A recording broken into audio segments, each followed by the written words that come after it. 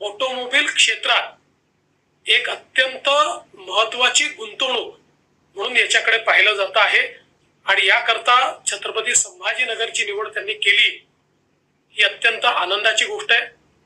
माननीय मुख्यमंत्री एकनाथराव शिंदेजींच्या नेतृत्वात सातत्याने आम्ही या गुंतवणुकीचा पाठपुरावा केला आणि त्यांच्यासमोर अनेक राज्यांचे ऑप्शन्स असताना आणि विशेषतः कर्नाटकमध्ये ते ऑलरेडी प्रेझेंट असताना देखील त्यांनी महाराष्ट्राची निवड केली। ही महाराष्ट्राकरता एक अत्यंत आनंदाची गोष्ट आहे आणि म्हणून मी छत्रपती संभाजीनगर आणि मराठवाड्यातील नागरिकांचं मनापासून अभिनंदन करतो आणि या माध्यमातून एक मोठी गुंतवणूक आल्यामुळे मराठवाड्याच्या विकासाला एक मोठी चालना मिळणार आहे। छत्रपती संभाजीनगर